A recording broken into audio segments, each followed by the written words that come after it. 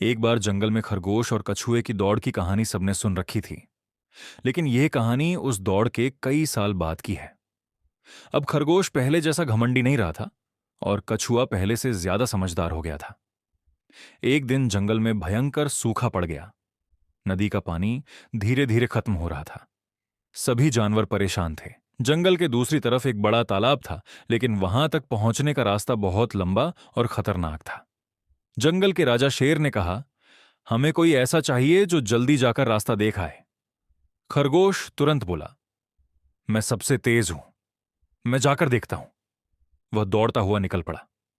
कुछ ही समय में वह तालाब तक पहुंच गया। पानी सच में बहुत था, लेकिन वापस आते समय उसे रास्ते में एक शिकारी का जाल दिखा। खरगोश समझ गया कि अगर बाकी जानवर इसी रास्ते से आए तो फंस सकते हैं। वह जाल काट नहीं सकता था, इसलिए वह जल्दी से वापस लौटा और सबको बताया। कछुआ धीरे धीरे आगे आया और बोला, मुझे जाल तक ले चलो। सबको अजीब लगा, एक धीमा कछुआ क्या करेगा। जब वे जाल के पास पहुंचे, कछुए ने अपने मजबूत जबड़ों से रस्सियों को धीरे धीरे काटना शुरू किया। काम धीमा था, लेकिन लगातार चलता रहा। आखिरकार जाल टूट गया और रास्ता सुरक्षित हो गया। अब सभी जानवर आराम से तालाब तक पहुंच गए।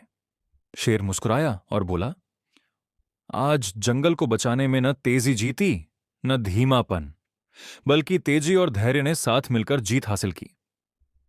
खरगोश ने कछुए से कहा, पहले मैं सोचता था कि जीत अकेले मिलती है, आज समझ आया कि असली जीत साथ में मिलती है। कछुआ मुस्कुराया और बोला, दौड़ में हम प्रतिद्वंद्वी थे, लेकिन जिंदगी में हम साथी हैं।